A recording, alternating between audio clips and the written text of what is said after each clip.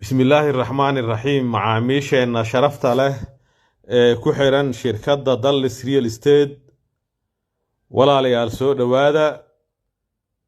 ku soo dhawaada gacmo furan ku soo dhawaada qalbi furan ku soo dhawaada adeeg hufan oo idin raali geliya haddaba walaalayaal sidaa nooga barateenba waxaa maanta mar kale idin soo gudbinaynaa dhul iib ah walaalayaal ku soo dhawaada daawasho wacan ka faa'iidaysi wacan waxaa rajaynayaa inaad ka heli doontaan insha allahu tacaala walaalayaal waxaa iib ah dhulka hadda u jeedaan waa dhul bannaan maasha allah dhul waasac ah filadaas weyn ee aad aragtaan ayuu cabirka la qaadanayaa waa meesha dhagxaanta ay ku daadsan yihiin dhinacan waddo ayaa ka marta meesha gaariga uu taagan yahay ee aan hadda annaga aan ka duubeynane sidoo kale waddo kale ayaa ka marta waxaa kaloo dhinacan uga dhegan gurigaas jiingadda ah bacweynaha ah dhulka iibkaana waa kana inaad si fiican u aragtaan ayaa rajaynayaa waa meesha geedkaas uu ku yaallo walaalayaal soo dhawaada waxaan joognaa xaafadda jungal maasha allah jungal idinkagama sheekeynayo waa xaafad ka mid a xaafadihii hore ee magaalada muqdisho geedaha waaweyn iyo guryaha idin muuqda waad aragtaan waa xaafad qadiim ah xilli hore la degay walaalayaal waxaan guda gelayaa xogta dhulkan iibka ah oo dhammaystiran insha allahu tacaala ee ka bogasho wacan walaalayaal haddii aan ku bilaabo meesha uu ku yaallo dhulkan iibka ah walaalayaal dhulkaani waxa uu ku yaallaa magaalada muqdishona walaalayaal waxa uga sii yaallaa degmada Yaaqshiid walaalayaal degmada Yaaqshiidna waxa uga sii yaallaa xaafadda jungal walaalayaal weliba jungal waxa uga sii yaallaa qaybta soo xigta ama ku aadan siliga tawfiiq waa jungal suko oo u dhow laamiga soddonka sidaad wada ogtihiin jungal waxay ka bilaabataa markaa fagax soo dhaaftid ceeltuba weyne oo aad u leexatay dhanka qiblada xaafadaha ah ilaa aad ku timaada jiirada ilaa dhanka kalena waxaad gaaraysaa ilaa iyo dhankaas iyo jidka warshadaha marka qaybta oo jungal ugu yaalla dhanka suuqa iyo ma aha waa qaybtan suko waxa uu soo xigaa weliba oo uu dhow yahay meesha loo yaqaano siliga tawfiiq walaalayaal waxaa sidoo kale ku dhow masaajid caan ah oo loo yaqaano masaajidka gargaduud reer jungal ama dadka xaafaddan degan inay fahmayaan ayaa rajaynayaa walaalayaal dhulka iibka xaafad ahaan xaafadda uu ku yaallo waa xaafad aad u camiran waddooyin waaweyn leh waa ka xunnahay muuqaalka inaan soo wada geli weyno laakiin markaad timaadaan wax badan oo jeclaysataan ayaa arki doontaan waddada ujeeddaa si ay waasac u tahay waxaas arkaysa dhan waa waddo weyn waxa uu ku yaallaa meel isgoys ah oo laba waddo ay ka kulanto meeshan geedkii guryahaas kale ka muuqdaanna waddo kale oo weyn ayuu ka leeyahay laba waddo oo waaweyn oo maasha allah ayuu saaran yahay walaalayaal haddii aan ka hadlo dhanka iyo cabirka oo ku fadhiyo dhulkan iibka ah walaalayaal cabirka dhulkaani waa 20 lagu dhuftay 10 ama finti bardiyeeshe hadba sidaa u taqaanid meesha oo filada uu ka haysto waxa uu ka yahay 20 mitir dhinacan kale ama wadadan kale waxa uu ka yahay 10 mitir waa finti bardiyeeshe 20 lagu dhuftay 10 waxaa filaya guriga filada ah iyo asaga ayaa waxay isku ahaayeen markiisa hore 20 boos ah oo weyn hadda kan marka waa nus boos laakiin waa nus boos aad u weyn oo meelaha qaar u dhigmo boos وعبر واسعة في اللداس أركيسان وكلا أيا لقى ديسي كرا هدي لا دون الدبق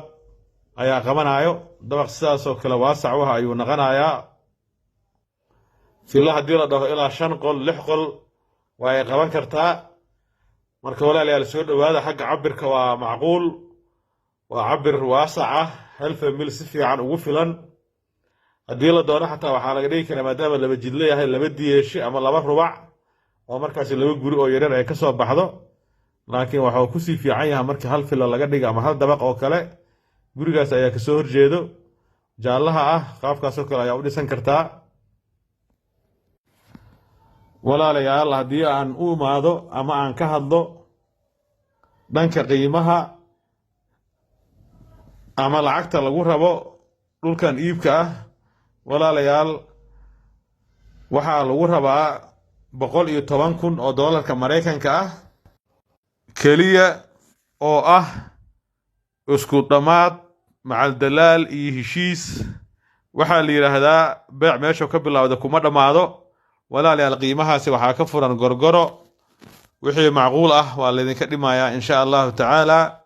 haddii aan nahay shirkadda Dallas Real Estate walaalayaal waxaan diyaar u nahay inaan dhulkan idin soo tusino haddii aad ku qanacdaan qiimaha wixii macquul ah waa la idinka dhimayaa insha Allah taala haddii aad maqantihiin lambarka WhatsApp-ka nagala soo xiriira qof wakiil ayaa soo dirsanaysaan oo markaasi kula arka guriga iyo xaafadda sida ay tahayba walaalayaal waa dhul iyo maasha Allah xaafad qadiima xaafadihii hore ah xaafad qurux badan ah marka soo dhawaada ka faa'iideysta fursadan lambarada meesha ku qoran nagala soo xiriira waa la idin soo dhaweynayaa qiimahana wixii macquul ah waa la idinka dhimayaa waa la idin dhaqaaleynaa insha Allah taala walaalayaal haddii aan u imaado dhanka wadooyinka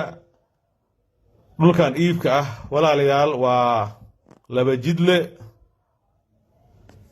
waxa uu leeyahay laba wado waa taasaa waa dhankaas gurigaas filada ah ka soo horjeedo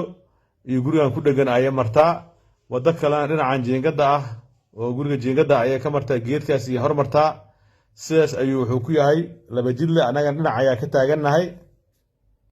walaalayaal haddii aan ka hadlo dhanka wadooyinka ee ka maraan ama dhanka gurigii laga dhiso loo jeedin karo walaalayaal dhulkaani waa laba jidle isla markaasina ah koonfur ujeed iyo galbeed ujeed labadii dhinac ee la rabo ayaa loo jeedin karaa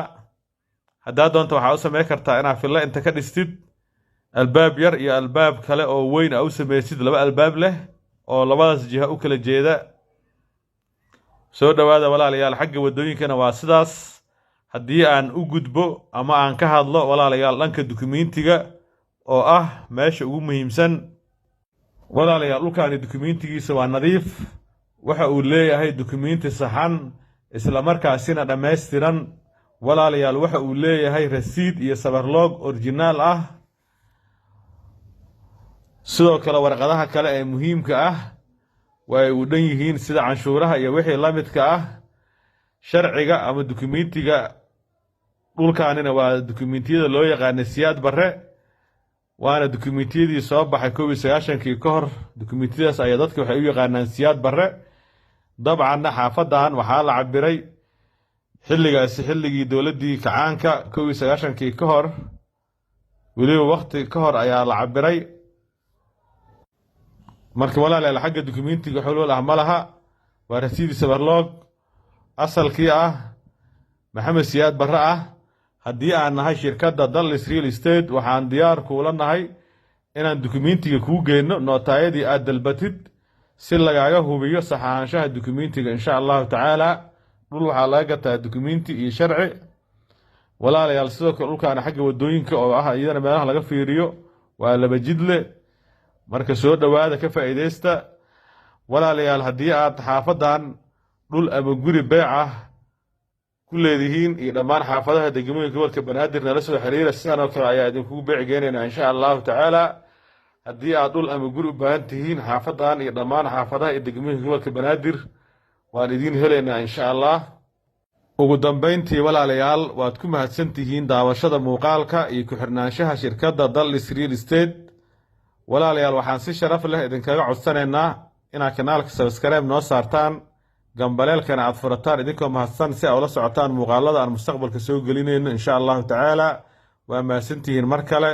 wassalaamu calaykum waraxmatullaahi wabarakaatuh.